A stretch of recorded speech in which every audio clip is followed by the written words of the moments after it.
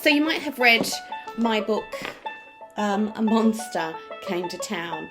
I'm going to make a shadow puppet that's a monster because I find it hard to draw things that look like they're supposed to. So I don't want to do a horse or anything like that. So I'm going to try and do a shadow puppet that is a monster. And I'm just using an old cereal box, but you can use a piece of paper. You don't have to use anything special. Your shadow puppet will need to be sticky taped onto something like a crayon or a texture or a straw, a skewer, or even maybe a chopstick. So anything that you've got that's like a stick, you could actually use a stick. I've got my scissors here to cut out, and I've got my pen here so I can draw. Some people make shadow puppets out of dark coloured paper. So if you're going to make it out of a black or a dark colour, you might want to draw on it with something a bit light so you can see. But I'm just going to do it out of an old cereal box because I think that this will be stronger on the stick when we come to actually put this on to the wall. So I've got my torch here as well. So once I've made my shadow puppet, I will set up my torch and then we will have a look at how we can make the shadow puppet play on the wall.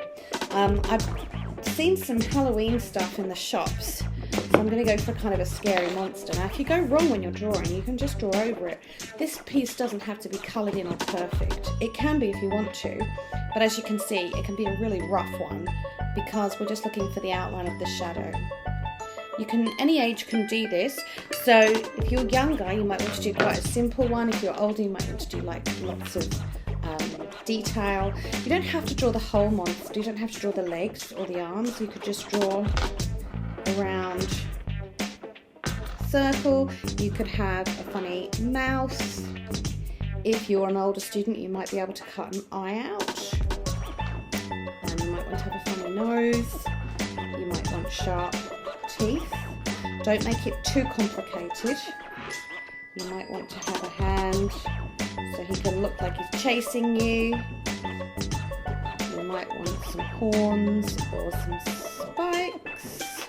Whatever you think you would like your monster to look like, it is fine. Once you've drawn this, you can cut this out really easily. If you have an eye shape like this, you can bend the cardboard in half and then you cut the eye out.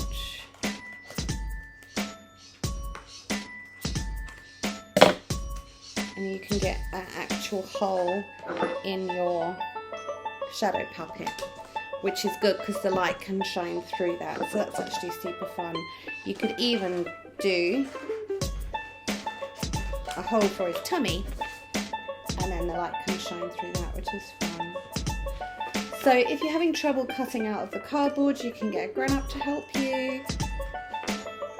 You can actually use any of your favourite storybooks for this. So I use my own book about a monster.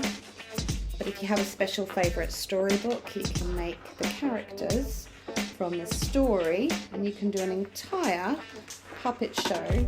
Some people set up the little tents at home for a sleepover and then they do a shadow puppet story before they go to bed. So don't make it too scary if you're going to do that. So I'm going to try and do a few Halloweeny or scary themed lessons over the next few weeks because in the month of October we have Halloween, which is super fun. So as you can see, it really doesn't have to be detailed. You can make this as difficult or as easy as you would like to. Once you've got your shadow puppet finished, then you're going to choose which stick or thing that you'd like to use. I'm going to try a chopstick. Now because I cut the big tummy hole out, I'm going to actually just put the chopstick at the back here. As long as you can actually put it on the side like that. So as long as you can move the shadow puppet around, it doesn't matter. I couldn't find my sticky tape, but I've got some masking tape. So I'm going to have a go at that. I'm going to stick the tape lengthways as well as across. So it's super super sturdy.